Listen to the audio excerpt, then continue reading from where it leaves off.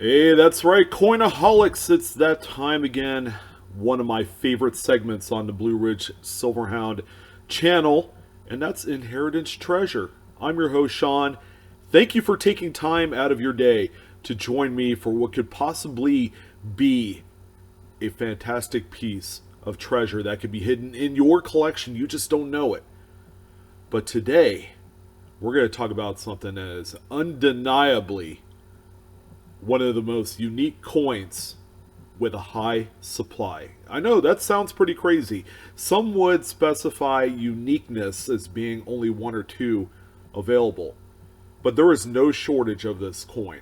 So it's important to know exactly what we're looking for so that way you know what's in your collection. Number one. Number two, if that time comes to sell your collection or that one singular coin, you can make the most of it and make the most amount of money that you could possibly can. So with Inheritance Treasure isn't something that I advertise as being an episode where a promise to find this and change. That's unreasonable. This is typically geared toward the folks that wanted to go to a specific outlet to find out more of what's been passed down to them through the generations. All right, aunts, uncles, grands, parents, you name it. Everything that gets passed over, you kind of want to know about. Sometimes, things happen relatively quickly, and our loved ones didn't have the time to inventory out all of their assets. All right, so I'm going to try and do the best I can to hit all of the big bullet points in coins. So that way, if you have questions, you want to know a little bit something about a coin that you might have in your collection that's been passed down to you, look no further. This is going to be an ever-expanding segment on my channel. So be sure to hit the like button if you enjoyed today's content. Subscribe if you want to see more Inheritance Treasure. And I want to thank you for all of your support and views. So let's go ahead and dive in to exactly the Buffalo nickel that everybody pays a huge amount of money for, but there's a huge supply. There is absolutely no shortage of this coin. And that is going to be this one right here. This is the 1937 D. It's a Denver minted Buffalo nickel with the 3-leg reverse. That buffalo on the reverse will have 3 legs, okay? The name of that buffalo, of course, is Black Diamond. That's the model for this coin back in the heyday when the design was being conceptualized, I guess. But this coin right here is a VG8. It's a very good 8 coin. Pretty low ball by any standards. But guess what? This one coin right here is sold for $400. Now, if you wanted to know more about this coin, stay tuned because we got a lot of great stuff about this coin in addition to another variety that you need to look for that ties in to the 1937D. So what can I tell you? Well, I had mentioned that this is a very common variety. It sure is. Me personally, I've cherry-picked about 8 of these coins. It's 7 or 8 over the course of the last 20 years. I have personally held in my hand between 50 and 60 examples in varying degrees of grade, from good to the highest grade that I have helped someone consign, and that's a Mint State 64, a really exceptional example. But it just goes to show you, these coins are out there. For every, I guess, collection that I've personally gone through and consultated with, about 25% of them have this one coin. So it gives you an idea of how common this particular variety is. It's not rare, and it shows up quite frequently in auction circuits. You see them raw. But also keep in mind that this coin also is widely counterfeited. So I'm going to tell you here in a few moments how you can identify a real 1937D Buffalo nickel with the 3 legs to one that is counterfeit. Okay, there's special diagnostics on the reverse that you're going to have to pay attention to. But let's go ahead and talk about this coin right here. So lowball coins, quite like the one that you just saw, typically sell in that $300 to $400 range. Generally, folks want to buy this slabbed. So if you have an example and you want to sell it, it's probably a good idea to send it out to a third-party grader. I would probably use Annex because it's just cheaper. You're not going to spend a ton of money for the membership fee of PCGS, although they are a great choice as well. And whether the coin comes back straight graded or damaged or cleaned or whatever the case may be, it will still have a market because this coin is highly coveted in the not only Buffalo Nickel Collector Society, but also the variety guys as well. They love this coin in all grades.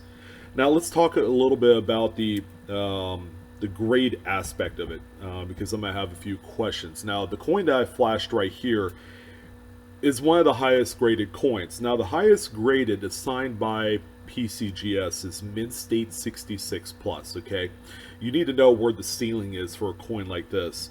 Only 3 have graded at a 66 plus. However, the one that I have here on screen is a PCGS Mint State 66 example that's sold on Great Collections for $42,188.75.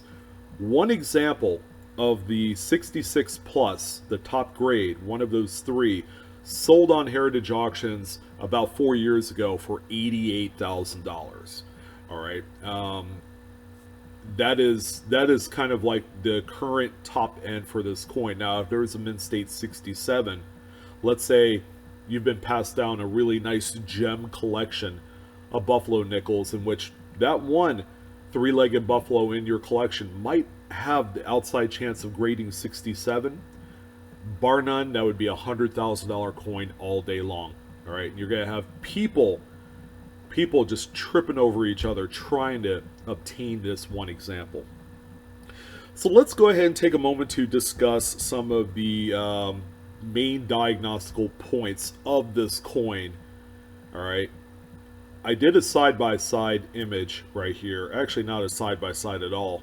You saw the side-by-side a little bit earlier for a regular 3070 and one with the 3070 3 legs, which, by the way, is simply dye abrasion. It's an over-polishing of that particular area, which is very common in coins during that era because there just wasn't enough quality control when it came to not only the dyes but the final product of these coins.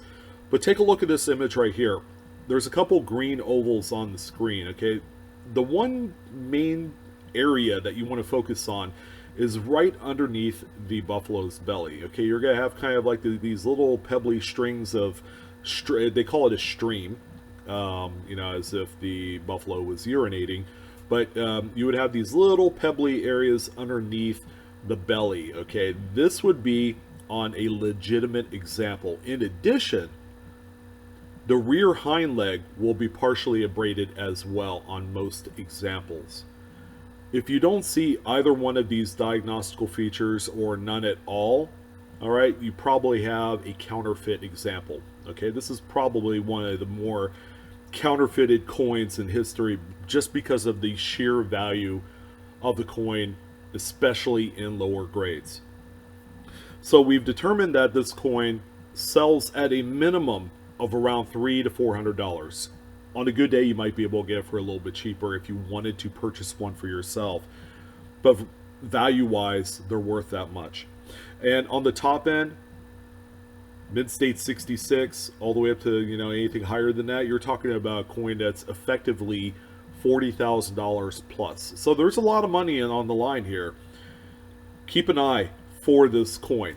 Again, high supply, huge demand. Okay, this is one of the few outliers I've ever talked about in coins where it doesn't matter what the supply is, there is a much bigger demand for the coin. All right, so to kind of piggyback off of the 1937D, we're also going to talk about its kind of like little cousin that not a lot of people know about, and that's the 1936D. Although this one is affectionately referred to as the 3.5 legs, and you'll see why. So here's the coin in question right here.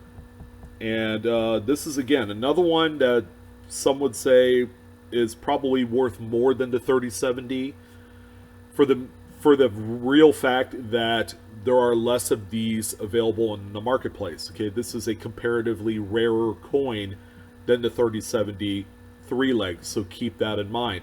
But do not dismiss this coin at all, because it is worth a whole lot more money.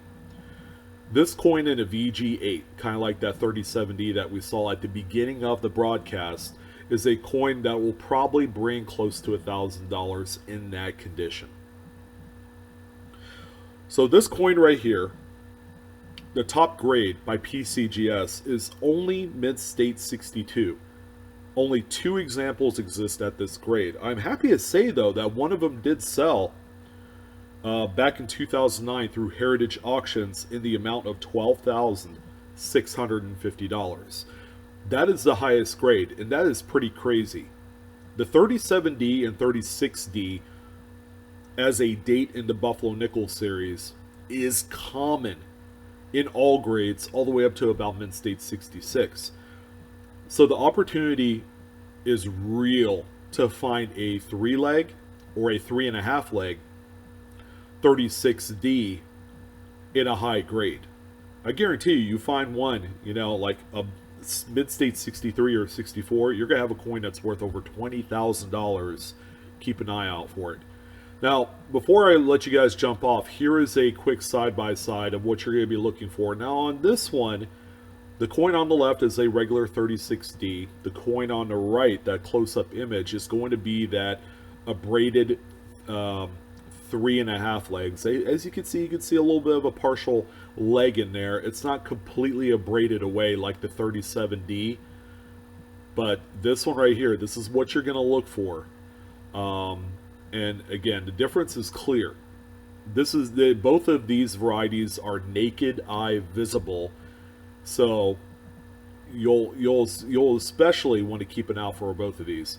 Now, I've personally looked through a bunch of albums. I've taken the time to pop out the 3070 and 3060 to make sure that there is either a 4-leg or a 3-leg, the variety. And I've found quite a few of them. That's why I've said I've held between 50 and 60 of these in my lifetime. Again, they're not rare, but they are extremely valuable, and quite cherry pickable too.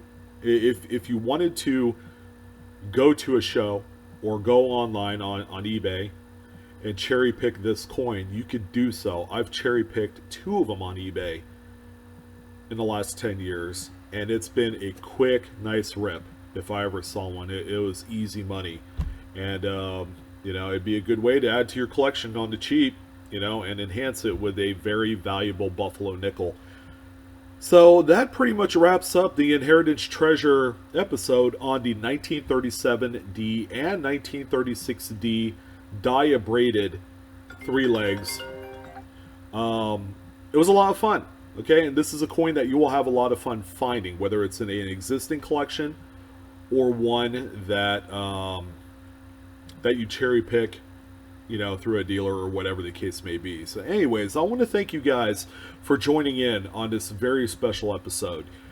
This is a very well-known coin, but not a lot of people have the time to look for it. Unless you're a dedicated coin guy like myself, you'll look for this variety all the time, which is cool, and that's the way to do it. But for a lot of you new folks out there, this is a variety that pays huge dividends. So I want to thank you guys for joining. Have a wonderful day. Be on the lookout for this variety among other marquee coins out there. Rest assured, I'm going to be doing more Inheritance Treasure episodes. You guys have a wonderful day, and I'll see you on the next one.